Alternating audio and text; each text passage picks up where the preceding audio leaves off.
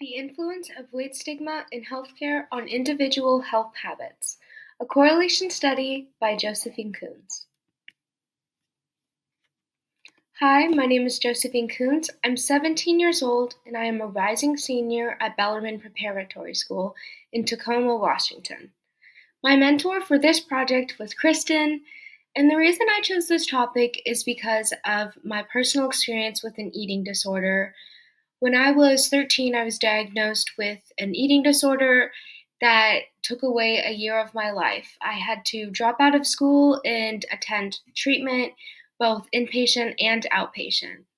Specifically, this influenced my project because I experienced being a patient in an eating disorder facility whilst being a person who was not underweight. And there is a difference in how you get treated and in how urgent they want to treat you based on how much you weigh.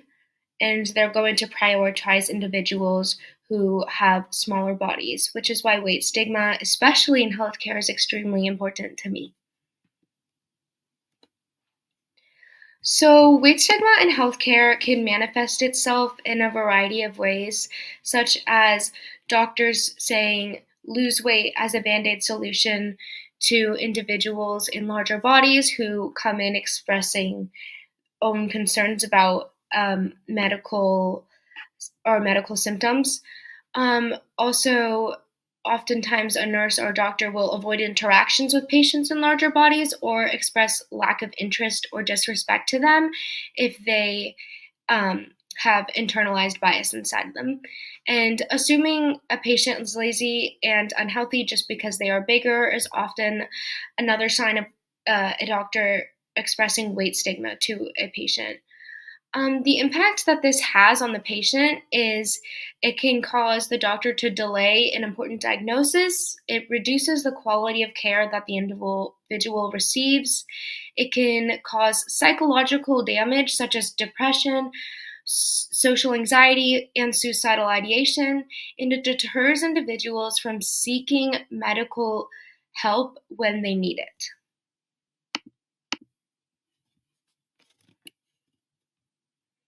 So, this study is specifically investigating if there is and to what extent the correlation is between weight stigma and drive for thinness, and weight stigma and gym avoidance. So, weight stigma is the discriminatory acts and ideologies targeted towards individuals because of their weight and size. This often causes weight based social rejection and has detrimental effects on both physical, emotional, and psychological well being of individuals, specifically individuals in higher bodies, higher with higher weight bodies. Drive for Thinness is a scale used by the eating disorder inventory 7-item self-report scale that measures fear of weight gain and desire to lose weight. But the term drive for thinness is referring to the desire to be thinner and not the desire to be objectively thin, but to perpetually, continuously get thinner. And this is a key component in a lot of eating disorder diagnoses, such as bulimia and anorexia. Motivators that can increase drive for thinness include socio-cultural pressures, including social media, peers, and family influence. Gym avoidance is avoiding exercise in public spaces like the gym due to one's own insecurities and anxieties. Gym avoidance is a type of experiential avoidance which can be characterized by a person's avoidance of uncomfortable thoughts, feelings, and situations. And gym avoidance tends to be more common in higher weight individuals as a result of general weight discrimination and social anxiety, which often leads individuals to avoid situations where physique and fitness are central to the activity itself.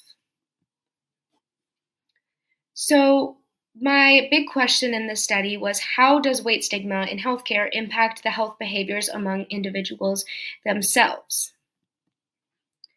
The methods I used were a virtual survey I sent out via social media, and I received 47 responses. So my sample size was 47 young adults, both male and female, and the measures I used on the survey were the Drive for Thinness subscale as well as the gym avoidance subscale. Some example questions from the survey are the following. On the bottom left, you'll find a question from the Drive for Thinness portion of my survey. On the top right, you'll find an example question from the weight stigma portion of my survey. And on the bottom right, you'll see one from the gym avoidance portion of my survey. All of these questions were used and based off of the scales for gym avoidance and Drive for Thinness, which have been previously backed up by research. Results. So after cleaning and analyzing my data, a simple linear regression found no significant association between weight stigma and Drive for Thinness, such that higher weight stigma did not predict greater Drive for Thinness in this study. On the other hand, a simple linear regression did find higher weight stigma was significantly associated with greater gym avoidance, such that 1 unit increase in experienced weight stigma predicts 3.51 units higher on the gym avoidance subscale. Key findings and discussion. So this data is representative of how larger patients cope with weight stigma, specifically from healthcare. So if we were to apply this on a larger scale, the study tells us that individuals who experience greater weight stigma will probably experience greater gym avoidance. But individuals who experience greater weight stigma, we have no reason to believe that they will probably experience greater Drive for Thinness based on this study. Why it matters. The image on the screen portrays two individuals with the same medical issue, and how the doctor responds to each individual is very different. The thinner woman's concerns were immediately taken into consideration, and the doctor sought to do blood work, whereas the larger woman's concerns were brushed aside and she was immediately told to lose weight. This is an example of explicit bias being shown by a doctor towards a patient in a larger body.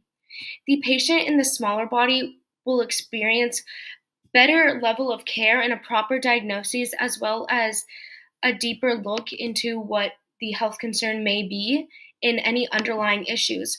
Whereas oftentimes, if a person in a larger body goes into the doctor's office with a concern such as the one on the screen, they will often be met with the immediate Band-Aid solution of lose weight. And this can lead to improper diagnoses and potentially worsening symptoms, which makes it so much harder for individuals who are at the start of a potentially detrimental health diagnosis, and can lead that to be delayed and only make it worse.